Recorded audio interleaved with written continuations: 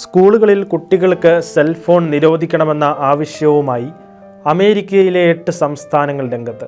കുട്ടികൾക്കും കൗമാരക്കാർക്കും ഫോൺ രഹിത പഠന അന്തരീക്ഷം നൽകാനുള്ള നടപടികൾ സ്വീകരിക്കുന്നതിൽ US-ൽ ഉടനീളമുള്ള നിയമനിർമ്മാതാക്കളും സൂപ്രണ്ടുമാരും സ്കൂൾ മേധാവികളും പങ്കുചേരുന്നതായും റിപ്പോർട്ടുകൾ പറയുന്നു. നേരത്തെ ഏതാനും കത്തോലിക്ക സ്കൂളുകളിൽ ഫോൺ രഹിത വിദ്യാഭ്യാസം നടപ്പിലാക്കി വിജയിച്ചതിൻ്റെ വെളിച്ചത്തിലാണ് കൂടുതൽ സ്കൂളുകളും ഈ സംരംഭം നടപ്പിലാക്കാൻ മുമ്പോട്ട് വരുന്നത് എന്നതാണ് ശ്രദ്ധേയം. സ്കൂളുകളിൽ കുട്ടികളുടെ ശ്രദ്ധ തിരിക്കുന്നതിൽ വലിയ പങ്ക് വഹിക്കുന്നത് സെൽഫോണുകളാണെന്ന് ഏപ്രിൽ നടത്തിയ ഒരു പ്യൂ റിസർച്ച് പഠനത്തിൽ 70% ഹൈസ്കൂൾ അധ്യാപകരും അഭിപ്രായപ്പെട്ടിരുന്നു. ഇതേ തുടർന്നാണ് ഫോൺ നിരോധനവും ലോക്ക് ചെയ്യാവുന്ന ഫോൺ പൗച്ചുകളും രൂപകൽപ്പന ചെയ്തിരിക്കുന്നത്.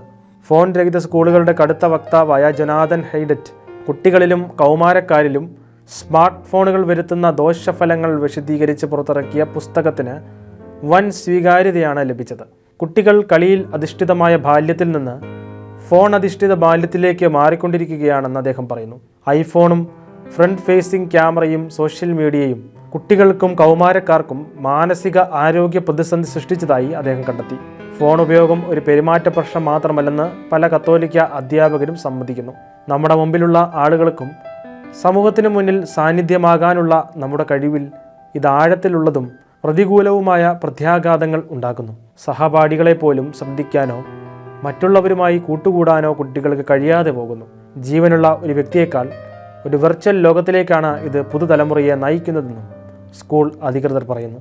ഏതായാലും പഠനത്തിൽ ശ്രദ്ധ കേന്ദ്രീകരിക്കാനും സമപ്രായക്കാരുമായി ബന്ധപ്പെടാനും അവരുടെ വിശ്വാസം ആഴത്തിലാക്കാനും ഫോൺ രഹിത വിദ്യാഭ്യാസം അവസരമൊരുക്കുമെന്നാണ് അധ്യാപകരുടെ പ്രതീക്ഷ.